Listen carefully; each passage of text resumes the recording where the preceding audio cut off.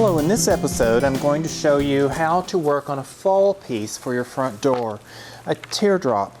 Now I personally think teardrops are very graceful looking and they're very fitting for a door because of course of their length and narrowness, which fits particularly a single door width.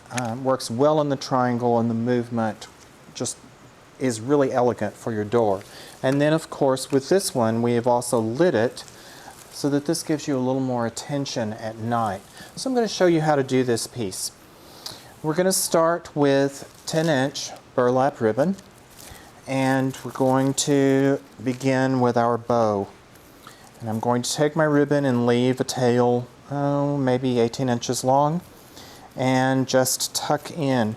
Now, the base that I'm using is just a very simple evergreen teardrop. That you would also think of using for Christmas, but these work great for fall as well. And I'm going to start up here at the base, or at the top of it, and I'm just going to take a couple of pieces and tie that bottom in. Now, depending on how familiar you are with bow tying, you can do it all at once and put it down, or you can do a loop at the time. But I'm going to turn that ribbon a half turn, and this enables my ribbon to puff out nicely, and I'm going to decide about what size I want my loop to be and then gather that in. And I'm going to again tie that down. I'm going to turn that 1/2 time, bring that loop over and gather it in, tie that loop down. And then I need a third loop for this piece. So once again, I'm going to turn that over, make my third loop, gather that in, and tie it down. And then I'm ready to start down my piece. So you're going to move from left to right. You're going to bring your ribbon across the right side, come down about 2/3 of the way, and gather in. Then you're going to bring that up to about the halfway point, as you can see here, and then tie that in. And then sort of pull that down so that it drapes and makes another loop to the right. Now, from that, you can kind of look at the bottom piece here and judge, does this proportion look right or not? And then at that point, you will come down to almost to the tip of the piece, gather in, and then come up just a little bit so you get a nice puff going there, and tie that in as well.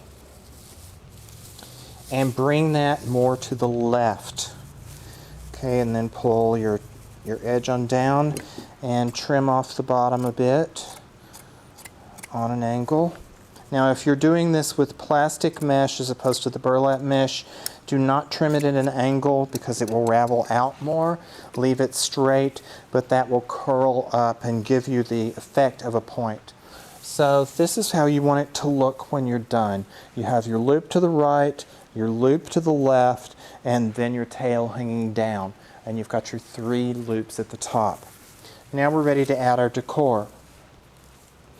I want a nice drape going down the side and following this outside ribbon as you see here. So I'm using this grass spray. Now, I can cut this off, but because of the decor here, it's really going to be hidden. So what I'm going to do is just bend it over nicely. And that gives me a nice piece to glue to, and there's nothing sharp that can possibly go through the back to scratch my door. And I'm going to tuck that into my hot glue pan. You can also do it with a glue gun. I just find a glue pan much easier and faster. And then I'm going to tuck that in between my greenery and the back of my bow and let that drape down the outside. Now I'm ready for a little bit of focal going. So I have my sunflower spray here.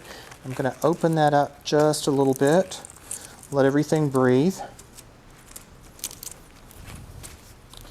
And I'm going to dip my point. That may be a little long, so we'll bend that one over as well. I'm going to dip that into the glue